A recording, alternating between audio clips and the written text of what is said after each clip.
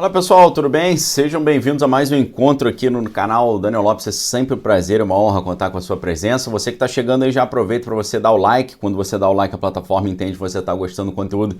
Continua mandando para você. Além disso, fica o convite também para você se inscrever no canal, caso ainda não seja inscrito. E mesmo que você já seja inscrito no canal, dá uma olhadinha para ver se a sua inscrição está ativa, que você sabe que a plataforma costuma fazer umas peripécias aqui e ela tira as inscrições aqui, tá bom? Então dá uma olhadinha e vê se está tudo certo. Hoje, pessoal, nessa reflexão aqui, eu gostaria de mostrar para vocês como o mundo é um grande teatrão, tá? Você vai perceber que quando, por exemplo, você olha um país e fala, caramba, tá começando um conflito naquele país, e você pensa, que coisa triste, né? Outros pensam assim, opa, alguém vai ter que reconstruir esse país aí, hein? Quem sabe eu consigo ganhar uma grana com isso. Ou seja, tem gente aí que se dá muito bem em cima do problema alheio. Tem gente que está sempre procurando ali um lugar onde está tendo problema para poder ganhar dinheiro. E é exatamente isso que a gente está vendo acontecer no mundo inteiro nesse exato momento. Para isso, a gente vai ter que voltar um pouquinho no tempo para comparar uma coisa com a outra.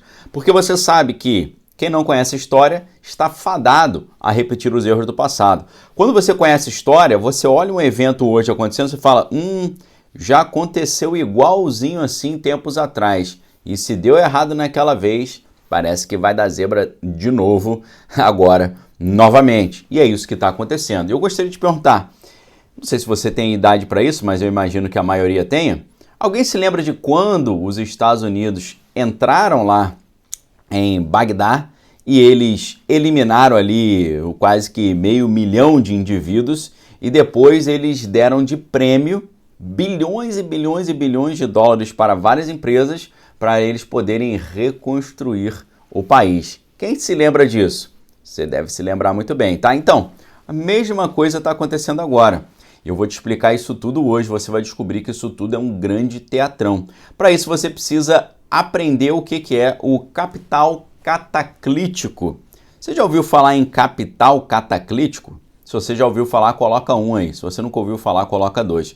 Vou te explicar agora o que é capital cataclítico, tá? E para isso, eu quero te convidar para a gente fazer uma reflexão sobre o que aconteceu lá em Bagdá anos atrás e o que está acontecendo agora em Kiev, tá?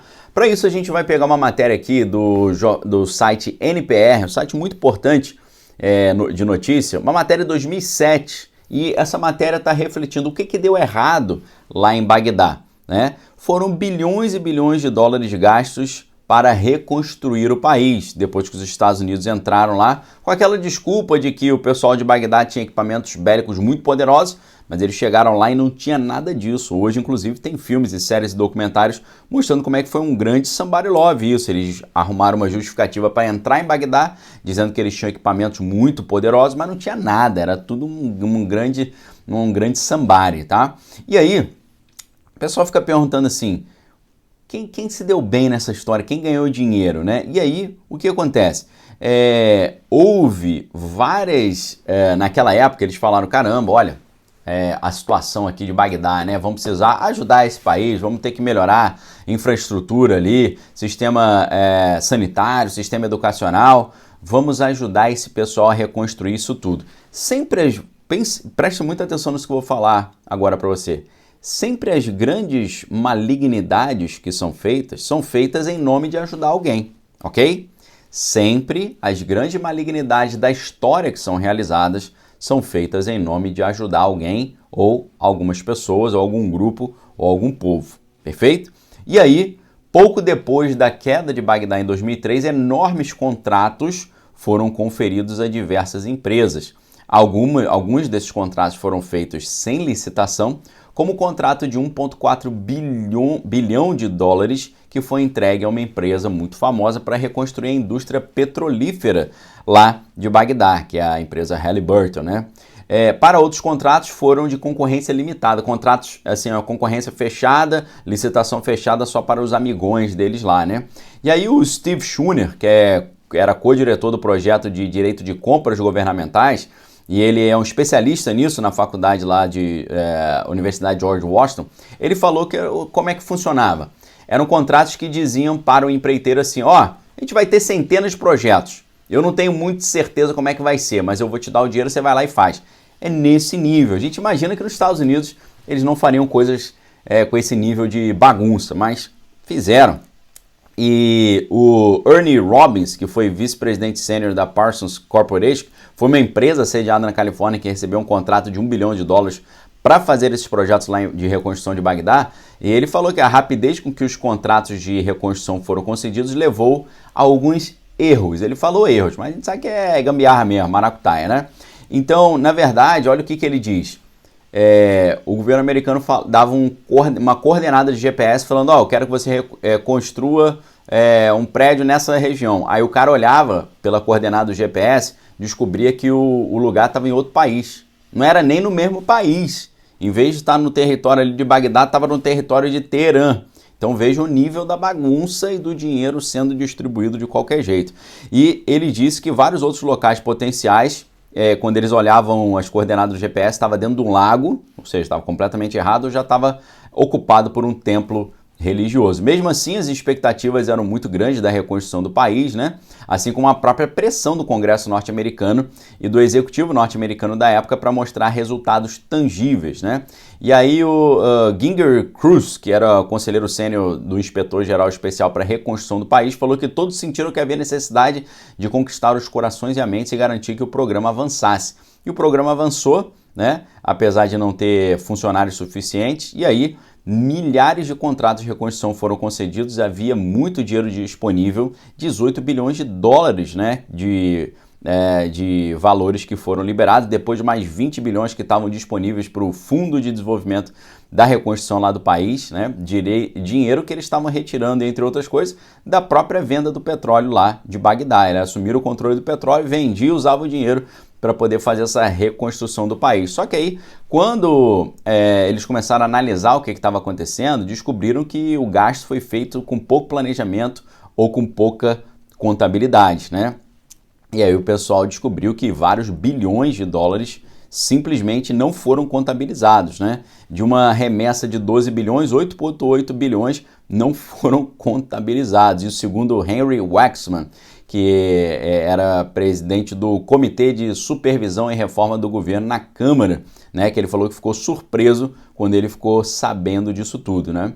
Então, muitos bilhões levados de qualquer jeito. Agora, nesse caso, dos 12 bilhões que eu falei para vocês, que gerou ali estupefação no caso do deputado federal norte-americano Henry Waxman, esses 12 bilhões foram mandados em espécie. E ele falou, até hoje é difícil a gente imaginar 12 bilhões de dólares em notas de $100, embrulhadas em pacotes semelhantes a tijolos, depois colocados em enormes caixas e trazidos por aviões para serem dispersos numa zona de conflito lá em Bagdá. Imagina 12 bilhões de dólares em dinheiro físico, é muita maluquice isso, né? Doideira. Mas foi assim que eles fizeram.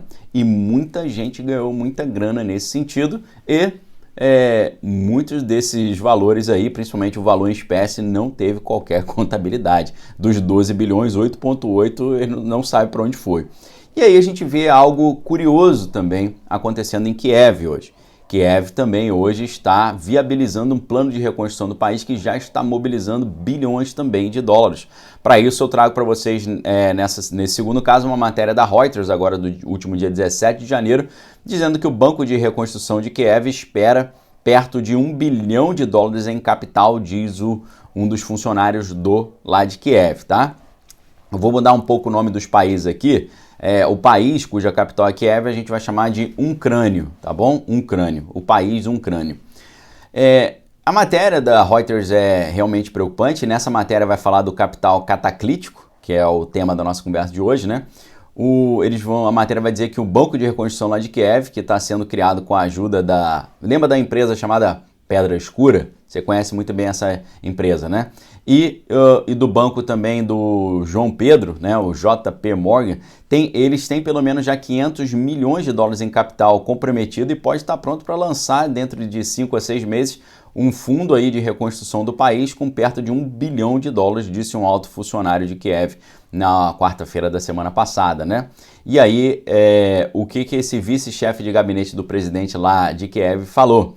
Ele falou que já tem pelo menos 500 milhões em compromissos e penso que serão perto de 1 bilhão em compromissos em capital cataclítico. Aí a gente chega no tema de hoje. O que é capital cataclítico? Se você já ouviu falar em capital cataclítico, se você já ouviu falar, coloca 1. Se você nunca ouviu falar, coloca 2. Capital cataclítico ele se refere a investimentos, dívidas e garantias semelhantes a capital, nos quais o investidor ele aceita risco mais elevado para ter ali um resultado social, tá certo? E foi nesse sentido de capital cataclítico que Kiev contratou aquele grande fundo da Pedra Escura, que você sabe muito bem qual é. Se você sabe qual é o fundo Pedra Escura, que a gente está traduzindo para português, coloca aí no chat aí. E contrataram então a Pedra Escura e o banco do João Pedro, que é o JP Morgan, no ano... por que eu estou falando que o JP Morgan ele foi criado por um cara chamado John Pierpont Morgan, tá? Por isso que eu estou falando que é João Pedro, né? John Pierre, João Pierre ou John Pierpont Morgan. Então Kiev contratou a Pedra Escura e o JP no ano passado para ajudar a criar um fundo para angariar capital que pudesse atrair investimento privado para a reconstrução do país. A gente está falando do país ucrânio, né? Ou capital Kiev, após o término do conflito, né? Então, vários projetos ali já estão sendo levantados, inclusive o vice-presidente da Pedra Escura lá, o Philip Hildebrand, ele disse para a agência Reuters no início da semana em Davos que o fundo poderia estar pronto para ação dentro de um ano, né? E o gestor de ativos estava ajudando Kiev nas discussões para buscar dinheiro soberano de bancos de desenvolvimento e de outros países para mitigar o risco de investimento privados, né? O que está acontecendo aqui? A Pedra Escura, para poder botar dinheiro para reconstruir Kiev, tem que ter uma garantia. Por quê? Esses valores, muitos deles são fundos de pensão. São valores que as pessoas colocaram ali no fundo para poder se aposentar. Então, eles não podem arriscar perder esse valor, eles têm que ter uma garantia. Então, o que o pessoal da Pedra Escura está falando é que eles precisam reduzir os riscos para níveis da OCDE, que é o grupo dos países mais ricos do mundo, para que eles possam colocar o dinheiro ali, né? E eles falam que esse dinheiro, portanto, não pode ser investido em empresas de risco muito alto. Ou seja, o que a gente está vendo é conflito, muita grana rolando. Não só com a venda de equipamentos bélicos, mas também na parte da infraestrutura de reconstrução. Então hoje você começa a ver como é que muitas pessoas, o cidadão comum, eu e você, a gente olha um conflito e fala, para que fazer isso? Que coisa triste. Outros já olham e falam assim, caramba, dá para ganhar grana nisso aí. É por isso que os conflitos se eternizam. E é por isso que apesar de todas as tecnologias que a gente tem hoje, em vez de a gente viver um mundo de abundância e de paz, a gente está sempre vivendo essas crises e conflitos recorrentes que vão se somando um por cima do outro. E a grande pergunta é, será que antes do dia 5 de novembro, disputa pela Casa Branca, a gente vai ver esse conflito em Kiev terminando ou ele aumentando? Essa é a pergunta que eu faço para você hoje, ok? Inclusive, gostaria de te convidar para a gente entender como é que funciona a parte espiritual disso. Para isso, hoje eu trago um estudo especialíssimo para você sobre como a gente entende o jogo de poder no mundo espiritual que está acontecendo no mundo hoje. Para isso eu te convido para a gente ir lá para a Arca agora. A Arca é nosso serviço de assinatura, tipo a Netflix dos meus conteúdos, e você pode, acessando lá, ter acesso a conteúdos ali incríveis. E hoje eu te convido para fazer essa assinatura. Faça assinatura anual. Com a assinatura anual você tem R$120 de desconto. Paga menos e vai levar tudo. Então vale muito mais a pena. Por isso eu deixo um forte abraço para vocês. Fique com Deus. Amém. Todas as coisas retém que é bom. E a gente vai agora lá para a Arca para esse estudo aí de como funciona isso no mundo espiritual, tá bom? Forte abraço para vocês. Fique com Deus. Amém. Todas as coisas retém que é bom. Voltamos em breve com mais conteúdo exclusivo. Valeu, pessoal!